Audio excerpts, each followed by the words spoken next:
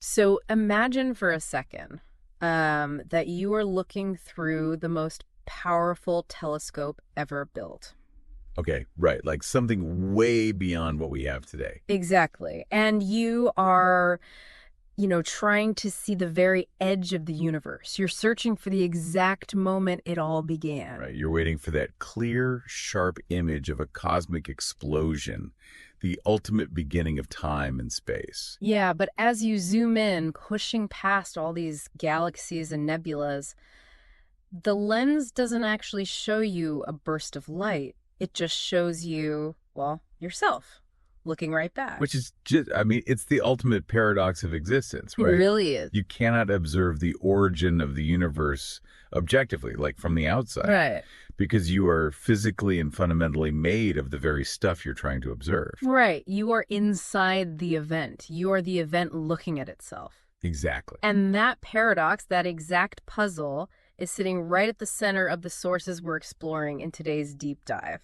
Welcome, by the way, to the show. We have this really fascinating intersection of materials today. We really do. We're looking at the ancient creation hymns of the Rig Veda, specifically this breathtaking 3,000-year-old text called the Nasadiya Sukta. But we're not just looking at it historically. We are reading it alongside modern quantum physics. Right. And also some incredibly fierce historical translation debates. Oh, yeah. The translation drama is wild. And to top it off, we have a contemporary framework by a guy named Roger G. Lanphier. It's called Unified. And it basically attempts to take this ancient cosmology and turn it into like a practical psychology for you to use today. So we are essentially tracing a single idea across 3 millennia. We're looking at texts that don't just ask, what happened at the dawn of time. Yeah. These sources actually try to stretch the human mind beyond the limits of thought itself. They break down our everyday perception of reality to show us what sits underneath. So let's start by trying to break our own mental software, because that is exactly what the Rig Veda Mandala 10, hymn 129, which is the Nasadiya Sukta, or the hymn of creation, is designed to do. It really is a mind bender. It is. What immediately jumps out from the text is that it approaches the origin of everything entirely differently from the classical Western traditions most people, grew up with or are familiar with. Right. It relies heavily on an ancient conceptual tool called neti neti. Neti neti, which translates roughly to neither this nor that. Exactly. The authors of this hymn recognized a fundamental problem with language itself. The moment you define the origin of the universe with a word, you immediately limit it. Because language requires opposites. Right. If you say the universe came from light, you exclude darkness. If you say it came from something, you are forced to define what that something is relative to nothing. Which is a trap. It's a huge trap. So the Nasadiya Sukta utilizes a philosophical method known as apophatic theology.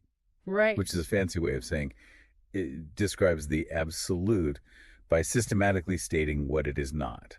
It strips away every dualistic concept you could possibly use to define reality. And you see that immediately in the striking first lines of the translation. It literally reads, "Then was not non-existent nor existent. There was no realm of air, no sky beyond it." It's so poetic, but also so jarring. When you actually try to visualize that, it is maddening. I mean, it's like trying to imagine what existed before the Big Bang, because you can't use a computer to simulate the factory that built it, right? That's a great way to put it. If you try to picture nothingness, you usually just picture a giant empty black room. But a black room is still a thing. It's still space. This text is trying to erase the room, the space, and the concept of emptiness itself. What's fascinating here is that it demands a radical epistemological humility. That's a heavy phrase. What do you mean by that? I mean, it forces the listener to deeply respect the limits of human cognition. We think in boundaries, in contrasts, causes and effects. Right, we want a clean storyline. Exactly. But the text refuses to give you the satisfaction of a simple anthropomorphic creator. There's no cosmic architect who just stands outside the void and snaps his fingers to make the world. No guy with a white beard in the clouds. Right. Instead, it describes a transcendental state of absolute indeterminacy, a state before the emergence of dualities, before light and dark, before time and space, before being and non-being even made sense as categories. It even takes a massive swing at traditional religion by explicitly stating that the gods came after the creation of the universe. Yes, it's so bold. It basically says, don't look to the deities for the ultimate answer because they are just downstream products of this original mystery too.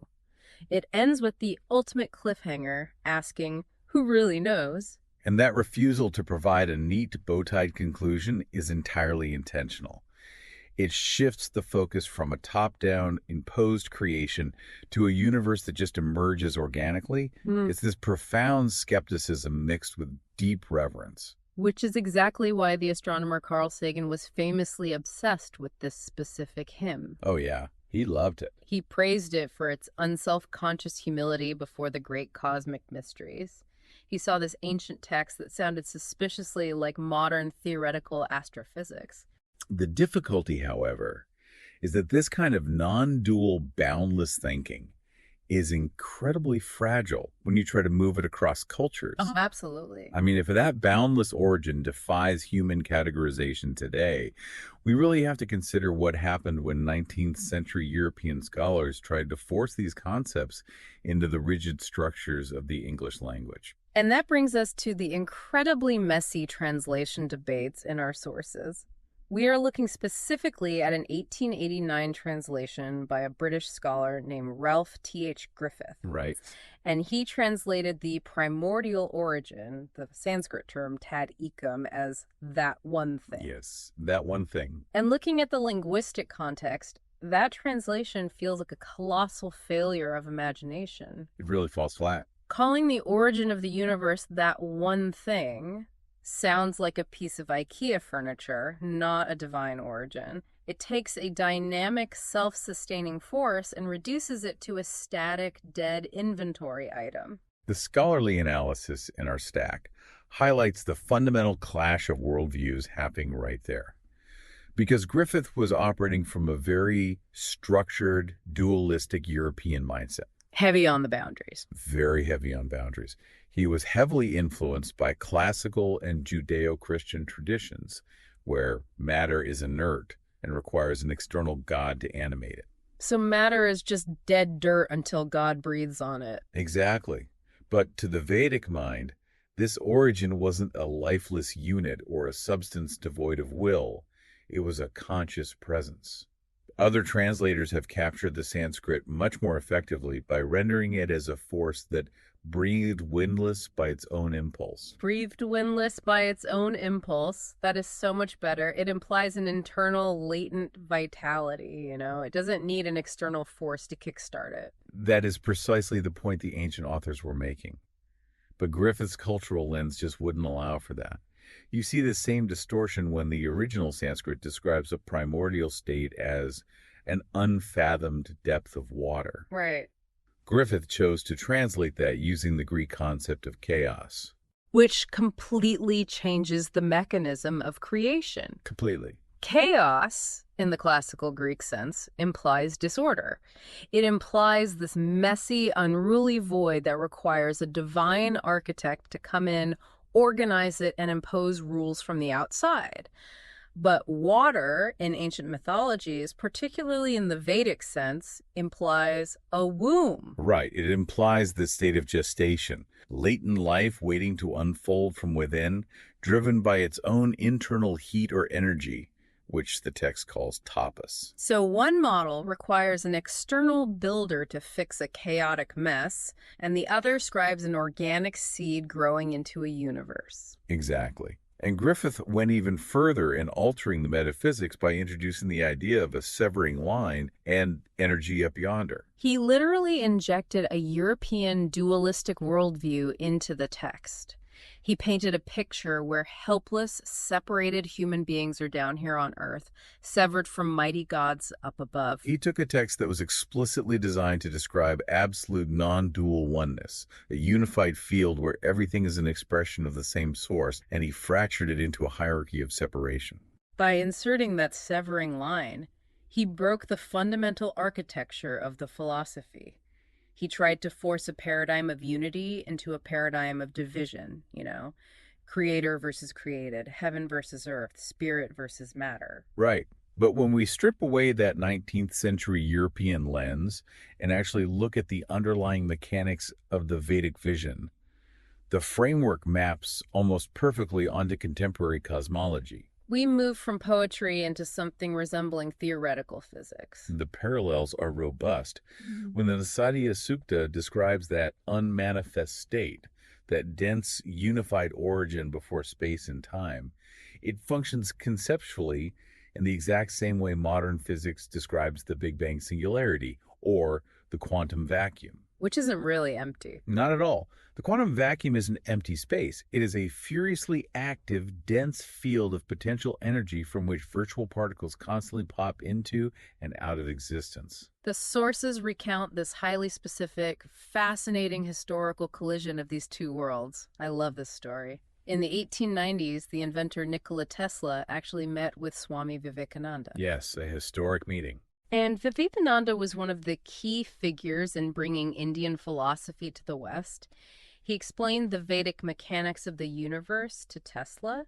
He broke it down into two fundamental forces: prana, which is pure energy, force, or vibration, and akash, which is pure matter, space, or substance. And the core of Vivekananda's explanation was that all matter in the universe, the akash, is essentially just condensed or frozen prana.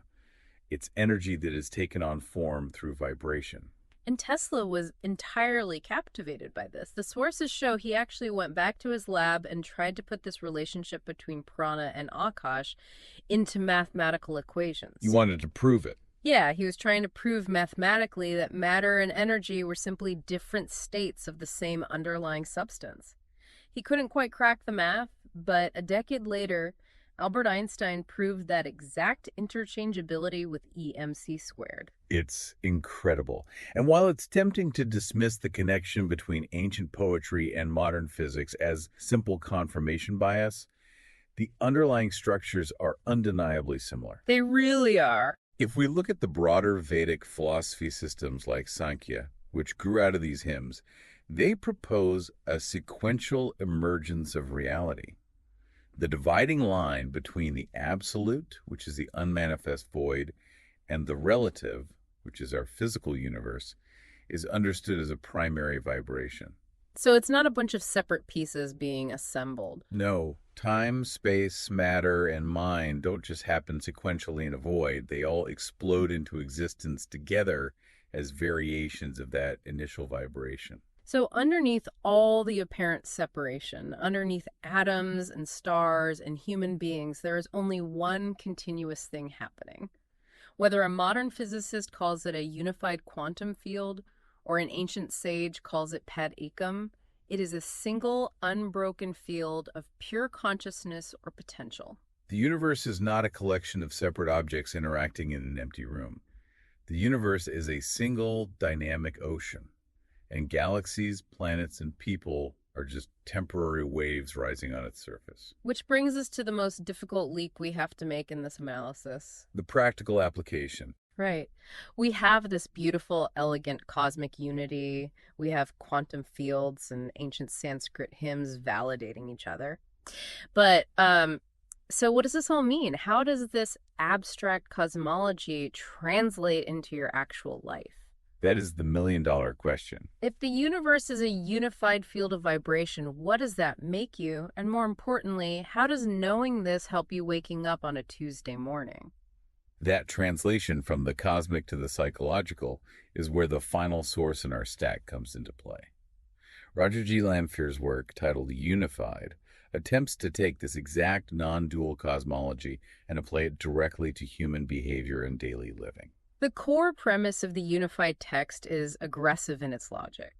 It argues that if the universe was birthed from one singular thought, or one unified field of consciousness like love or pure intelligence, then human beings cannot logically be separated from it. We are part of the equation. We are literally individual expressions of that exact same unified thought. The text argues that you contain all the qualities of that original source. The philosophical argument is that a wave cannot be fundamentally different from the ocean it rises from. You are made of the origin. Therefore, you must possess the creative capacity of the origin. Okay, I have to challenge this framework because it bumps up hard against the reality of the human experience. Go for it. If I am a perfect expression of the cosmos, if my fundamental nature is pure intelligence and boundless love, why do I suffer? Why do I get sick? Why am I stressed about my mortgage? Why do I make so many terrible decisions? It's totally fair to ask. If the system is unified and perfect, how does this model account for misery? It is the necessary question. And the unified text approaches the problem of human suffering by looking back at that concept of the severing line that the translator Griffith tried to invent. The boundary between us and the divine. Right. According to Lanfear's framework, that severing line isn't real in the physical universe, but it is very real in human psychology.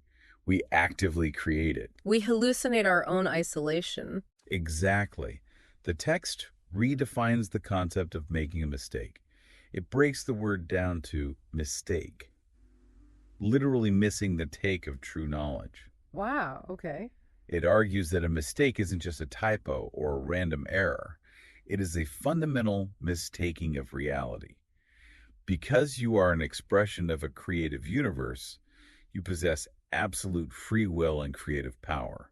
You're constantly generating your reality through your thoughts and perception. So the suffering occurs because we operate from the illusion of duality. Yes, we view ourselves as isolated, fragile fragments dropped into a hostile universe rather than as integral expressions of it. And when your foundational psychological baseline is separation, your cognitive behavioral patterns shift entirely to defense, fear, and scarcity. Because you think you have to protect yourself from everything else. Exactly. If you believe you are separate from the world, you must fight it to survive. You hoard resources, you stress over boundaries, you experience anxiety because you perceive yourself as a small, disconnected entity battling a massive, indifferent universe. You are using the absolute creative power of the cosmos to manifest an experience of lack and pain. So the stress over the mortgage or the interpersonal conflict isn't proof that the universe is broken. It's proof that the creative mechanism is working perfectly, but it's being fed a corrupted dualistic input. You're asking the cosmic factory to produce separation, and it is obliging. It's giving you what you asked for. The unified text argues that suffering is the friction generated when a being of pure unified connection tries to operate under the false assumption of isolation. But the text doesn't just diagnose this psychological fiction, it provides a structural solution. It introduces what it calls the creating formula. At first glance, it can sound a bit like generic self-help. Centering yourself in your heart, clearing away negative thoughts. But when you anchor it in the cosmology we just discussed, it's actually a rigorous cognitive realignment. It is an exercise in perceptual shifting. The creating formula is a methodical process of clearing what the text calls uninvited influences. Which are what exactly? They're all those dualistic, fear-based programs we've internalized from a culture obsessed with separation. The idea that you aren't enough, that there isn't enough to go around, that you have to fight to survive. It's about intentionally returning to the awareness of the Nasadiya Sukta. When you practice the creating formula, you are actively dropping the severing line. You are realigning your individual, everyday thoughts with the original, unbroken thought of creation. The psychological mechanism at play here is profound. When you genuinely perceive yourself as part of a unified field, your cognitive friction drops. You stop operating from the panic survival instincts of the amygdala. You stop You begin to act from a state of intuitive alignment with those systems around you.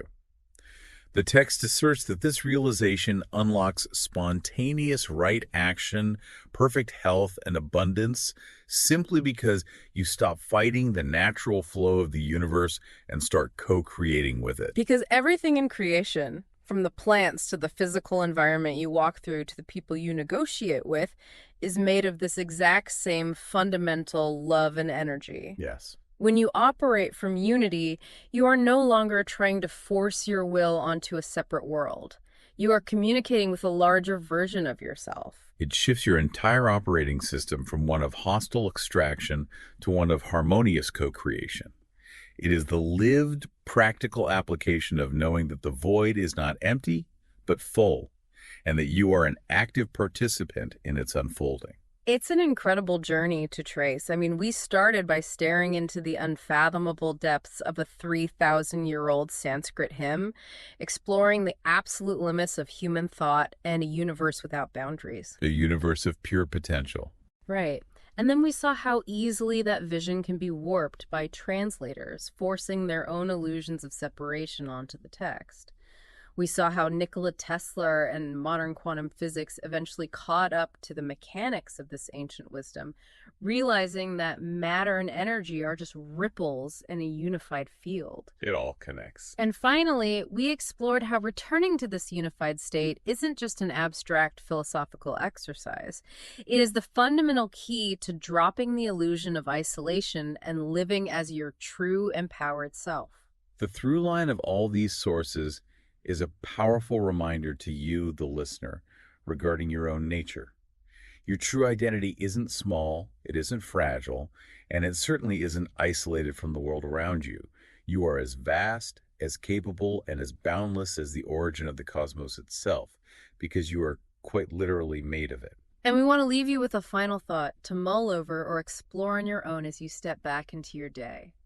The ancient Nasadiya Sukta ends with that brilliant, ultimate cliffhanger, asking if even the overseer in the highest heaven truly knows where creation came from, or if it remains a mystery to all. The great unknown. But if, as the unified text suggests, you are an active, conscious part of that singular creative thought, maybe the only way to truly know the origin of the universe isn't to look outward at the stars through a telescope, or search through ancient texts.